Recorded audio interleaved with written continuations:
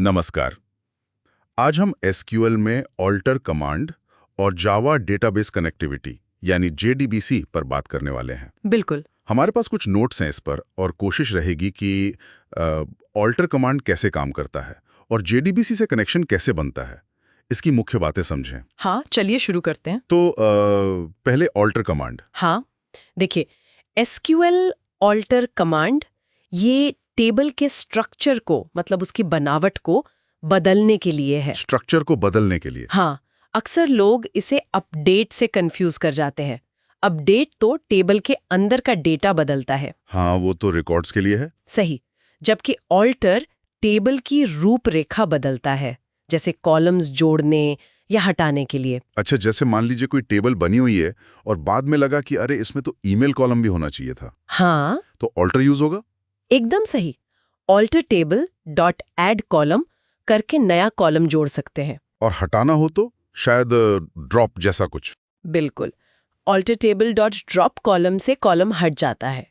इतना ही नहीं, आप चाहे तो कॉलम का नाम भी बदल सकते हैं। कॉलम का नाम भी जैसे? हाँ, मान लीजिए पहले ब्रांच नाम का कॉलम था, हाँ। अब उसे डिपार्टमेंट करना है, अरे वाह। वो भी ऑल्टर से हो जाता है। अरे वाह। और डेटा टाइप, जैसे कोई कॉलम पहले नंबर स्टोर करता था, अब टेक्स्ट करना है। हाँ, वो भी मुमकिन है। Alter table dot modify column या कुछ डेटाबेसेस में ऑल्टर कॉलम से आप डेटा टाइप बदल सकते हैं, जैसे इंटीजर से वेरचार या वेरचार से इंटीजर। ठीक है, ठीक है।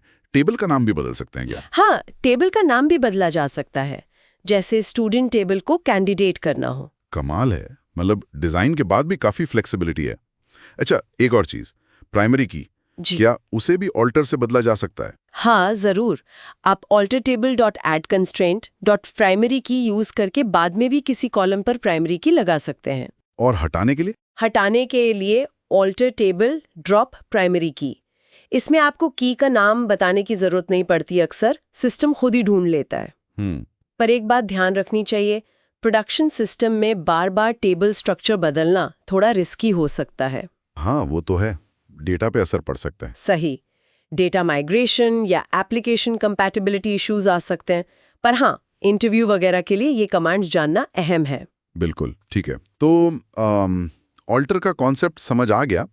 अब जेडीबीसी पे आते हैं। ये जावा और डेटाबेस को कैसे जोड़ता है? जेडीबीसी मतलब जावा डेटाबेस कनेक्टिविटी। ये बेसिकली एक एपीआई है, एक स्टैंडर्ड तरीका है जो जावा एप्लीकेशंस को डेटाबेस से बात करने देता है। एक तरह का ब्रिज। हाँ, बिल्कुल, एक ब्रिज कह सकते हैं जावा कोड और डेटाबेस के बीच। इसकी मदद से जावा प्रोग्राम्स एसक्यूएल कमांड्स चला पाते हैं डेटाबेस पर। इसके लिए वो जार फाइल्स लगती है ना? हाँ, बिल्कुल। हर डेटाबेस वेंडर जैसे MySQL, Oracle, Postgres अपना खुद का जेडीबीसी ड्राइवर देता है, में ट्रांसलेट करता है।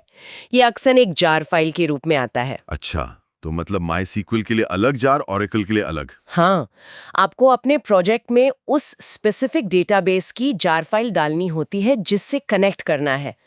पर अच्छी बात यह है कि जेडीबीसी एपीआई स्टैंडर्ड है, तो आपका मुख्य जावा कोड ज्यादातर सेम रहता है, भले ही आप डेटाबेस बदल दें। बस जार बदलनी पड़ेगी। हाँ, मुख्यतः जार और कनेक्शन की डिटेल्स। ये जार फाइल्स असल में जरूरत की सारी क्लासेस और मेथड्स का कलेक्शन होती हैं। यहाँ एक सवाल है। हाँ। मान लीजिए कोड नहीं बदला, सिर्फ जार फाइल अपडेट की। हाँ। तो टेस्टिंग कितनी करनी चाहिए? सिर्फ कनेक्शन चेक करना काफी है? नहीं, बिल्कुल नहीं। ये बहुत अच्छा सवाल है। देखिए, जार फाइल में सिर्फ कनेक्शन का कोड नहीं होता, उसमें data type handling, error reporting और भी बहुत कुछ हो सकता है।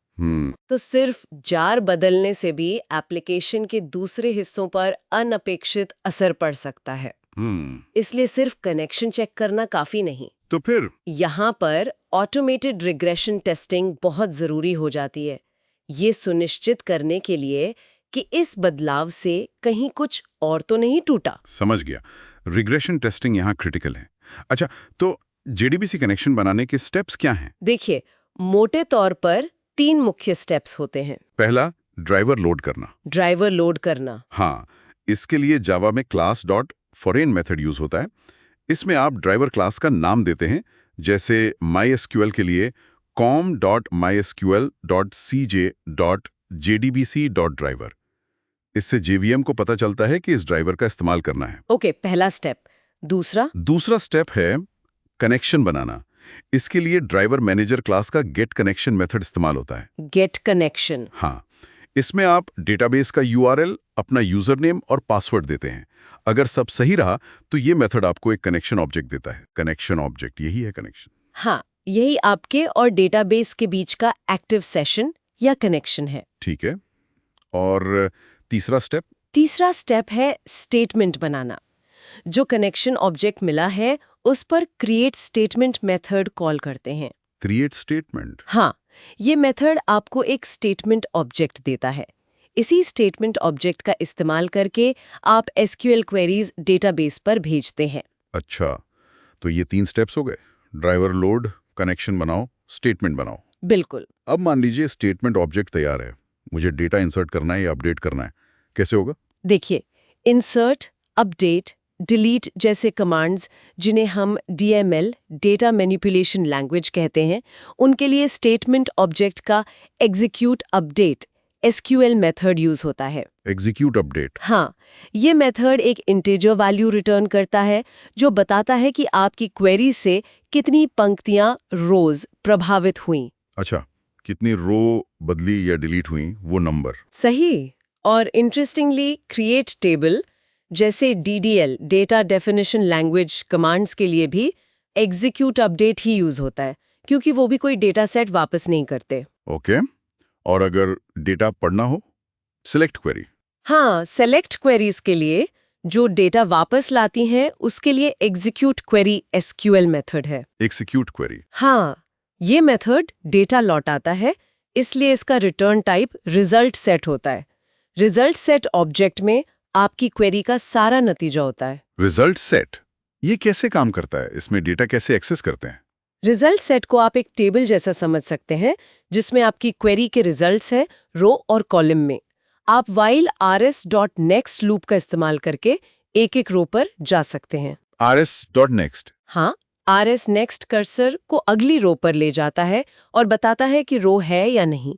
जब तक ये ट्रू रिटर्न करता है, मतलब और रोज बाकी हैं, लूप के अंदर आप rs.getString column name, rs.getInt column name या फिर कॉलम इंडेक्स यूज करके rs.getString1, rs.getInt2 उस रो की वैल्यूज निकाल सकते हैं। समझ गया, तो लूप चलाकर एक-एक रो प्रोसेस करनी पड़ती है। बिल्कुल। बहुत बढ़िया। तो संक्षेप में कहें तो alter कमांड SQL में टेबल का स्ट्रक्चर बदलने के लिए है। हाँ। और JDBC जावा को डेटाबेस से जुड़ने का एक स्टैंडर्ड तरीका है। हाँ। इसके मुख्य स्टेप्स हैं ड्राइवर लोड करना, कनेक्शन बनाना और स्टेटमेंट तैयार करना। सही।